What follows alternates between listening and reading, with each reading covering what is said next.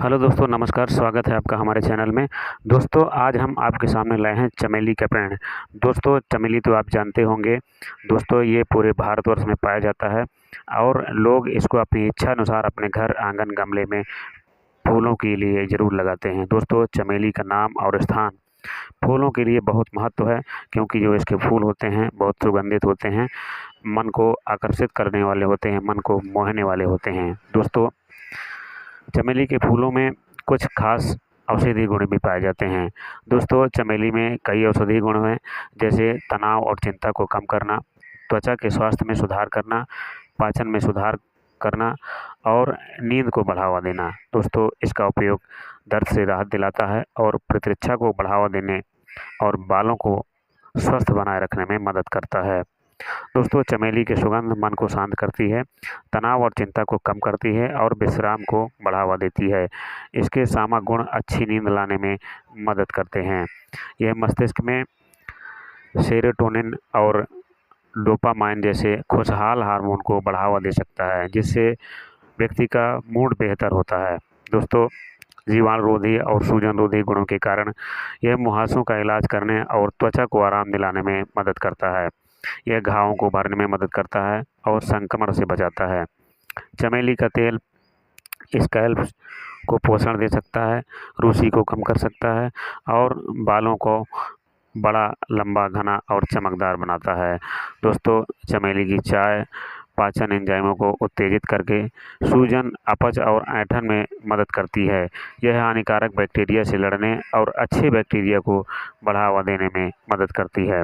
Antioxidant से भरपूर होने के कारण यह प्रतिरक्षा प्रणाली को मजबूत करती है।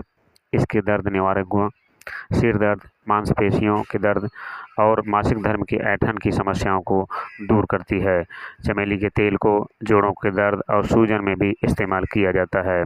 दोस्तों, चमेली रक्तचाप को नियंत्रित करता है और खराब कोलेस्ट्रॉल को कम करता है। दोस्तों, यह हृदय और हाथ पैरों में रक्त संचार को बेहतर बनाता है। दोस्तों, जिन लोगों को रक्त संचार नहीं होता है, शरीर में रक्त संचार धीमा हो जाता है, तो यदि आप इसके तेल का सेवन करते हैं और तेल का सेवन से मतलब ये है कि आप इसको यदि हाथ पैरों में मालिश करते हैं, तो जो शरीर में रक्त संचार की समस्या है वो धीरे धीरे आपकी ठीक हो जाएगी। दोस्तों, आयुर्वेद में चमेली का नाम और स्थान बहुत बड़ा है, इसलिए आप इसे अपने घर आंगन में ज़रूर लगाएं। चमेली की चाय विशेष रूप से हरी चाय के साथ रक्त शर्करा के स्तर को नियंत्रित करता है। दोस्तों, चमेली एक सुगंधित पौधा है और ये फूल वाला पौधा है। दोस्तों, ये बहुत कम देखने को मिलता है, क्योंकि लोग इसको बहुत कम ही लगाते हैं। जो शौकीन लोग होते हैं वही चमेली का पौधा लगाते हैं और इसके फूलों की सुगंध और इसका आकर्षणपन किसी भी व्यक्ति को मोह लेता है, मन को मोह लेता है। और यदि आपके पास भी खाली ज़मीन जगह पड़ी है, तो आप चमेली का पौधा ज़रूर लगाएं। दोस्तों, चमेली का पौधा लगाने से पहले आप मिट्टी की जांच कर लें। मिट्टी उसमें उपजाऊ युक्त होनी चाहिए, यानी कि उसमें वहाँ खरपतवार साफ़ करके और मिट्टी की खुदाई करके वहाँ पर उपयुक्त खाद मिलाना है।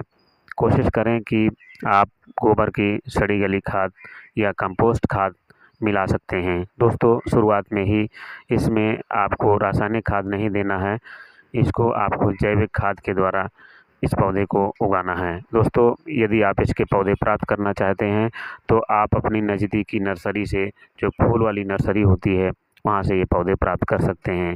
यदि आपको पौधे ऑनलाइन मंगाना है, तो आप हमें कमेंट बॉक्स में, हमारे वीडियो के नीचे जो कमेंट बॉक्स है, उस कमेंट बॉक्स में आप कमेंट कर सकते हैं।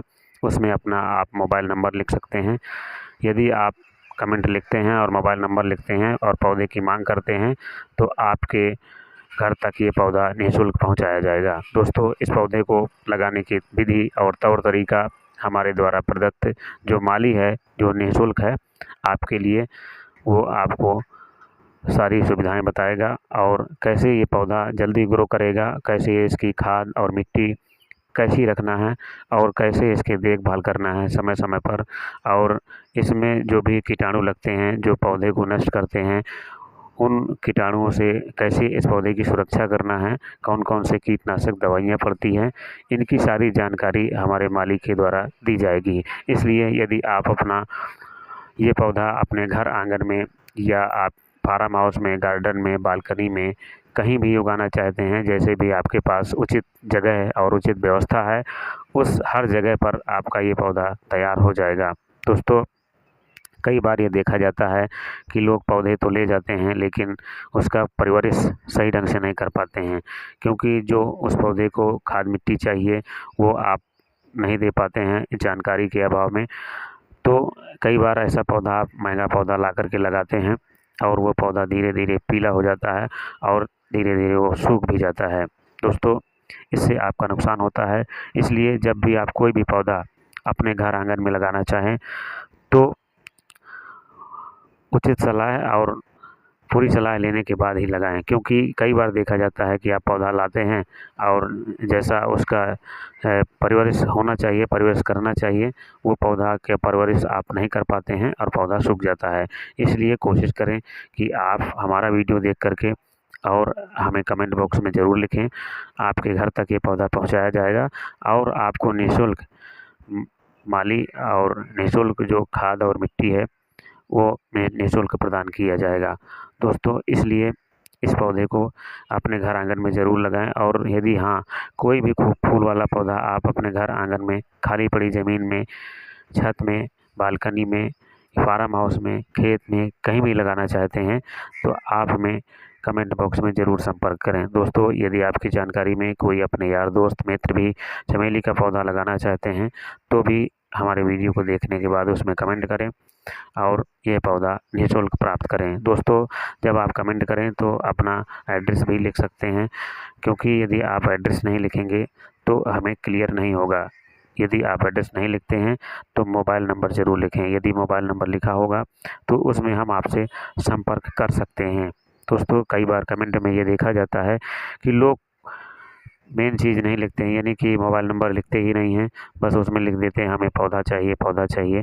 तो हम बिना एड्रेस के, बिना मोबाइल नंबर के ये पौधा कैसे पहुंचा सकते हैं, आप ही सोचिए।